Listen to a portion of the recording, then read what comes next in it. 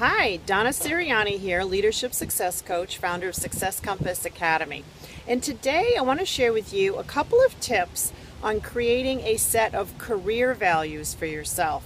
Now, as a leader, I think it's even more important for you to be really clear on your values. And when I say values, they don't have to be for your whole life, but when you think about you as a leader, what's important to you, your career, your team, those are the kind of values that I'd really love for you to give some thought to. And here's how they can make a difference. Whenever you are making choices, you need to make some decisions, whether it's for yourself so you get your best results, set a good example for your team, or it's simply you want to feel more satisfied with the work that you're doing and something's maybe not quite right. We can look to your values as one of the places where it could give you some indication of what you could improve. So let me give you a couple of tips to get you started. Really within just a matter of 15-20 minutes you could get started to gain some clarity, just to give it some thought. So let me give you the tips. Tip number one is brainstorm a list of at least 5 to 8. Could be a long list, but just whatever comes to your mind. What are the things that in your mind are non-negotiable? They absolutely have to be in place for you to feel satisfied, and if you were to make a decision, it would be something that you would always be in favor of. You would always choose in favor of that. So let me give you a couple of examples, both from myself and from my clients. So I'll give you one example from a client. One of her, and first of all, I want to tell you, it doesn't really matter what you call these values because it just needs to mean something to you. You're not necessarily sharing this list with anyone else. So let me give you a couple examples. One client, her top value was she was a very strategic and visionary person. And she wanted to have a seat at the table. She wanted her voice to matter. She wanted to be in on important conversations that were happening at her company. So the way she called that value was simply a seat at the table. Now, when she was thinking about making a job change and she was trying to decide between one job and another, one clearly allowed her to have a seat at the table. The other, the company was very hierarchical. Her work probably was simply going to be handed to her. She would have to follow the strategy that was created, and she really wasn't going to have as much input as she wanted. But because she was really clear on her values, she was able to walk away from the opportunity that was actually one of her highest values. So she was able to walk away from that and choose in favor of an opportunity that actually met her needs and met her values. So that's one example. Now, another example is, I will tell you, for myself, my number one is trust. And I absolutely want to be trusted. I want to trust the people on my team. Trust is my number one value. It actually makes working together, collaborating, making those tough decisions, it makes all the difference in the world if we've got a good, solid, trusting relationship. Now, a couple of more fun examples is another one of my values, and this is true for many of my clients, but I have autonomy. Now, you might call it independence, freedom, flexibility, work-life balance. There's lots of ways people might name this value, but for me, the word autonomy says it all. Because for many years, being in an office or a cubicle in a small workspace, working in corporate, I really aspired to having as much flexibility, autonomy, independence, and freedom to get my work done anywhere, anytime, any place, to have that kind of flexibility. So actually today I happen to be getting some work done on a boat. I'm out on the water. Now, it really doesn't matter when I get my work done today. I have the flexibility to work anywhere, any place, anytime, thanks to technology. That's a huge value for me.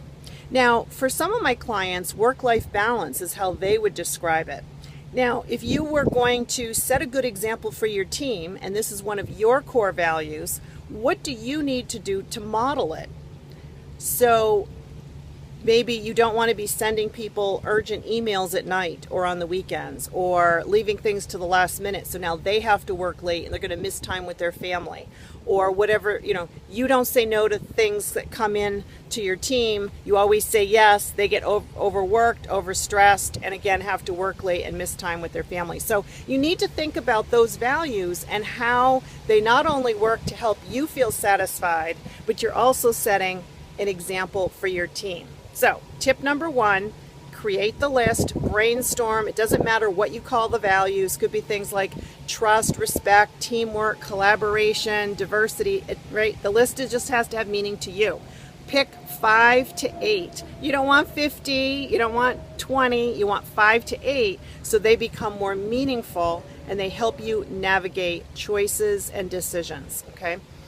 Then tip number 2 is for each one of these values, score how satisfied you feel that those needs are being met today.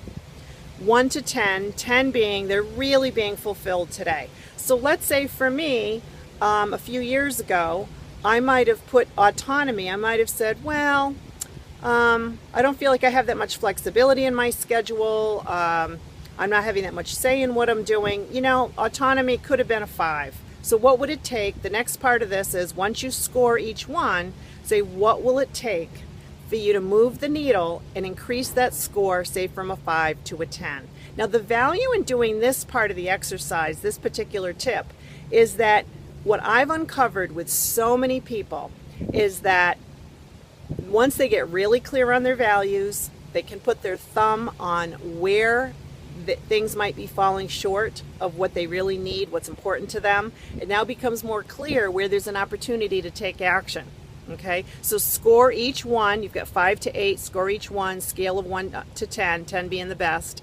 The third tip, okay, you know where I'm going with this. The third tip is for those that have lower scores, what's the one action you could take to increase that score, increase that satisfaction? So for example, I go back to one of the things I hear a lot from people. A couple of things I hear a lot. One is greater work-life balance. So if that was scoring pretty low, what could you do? If you're a leader, are you setting a good example?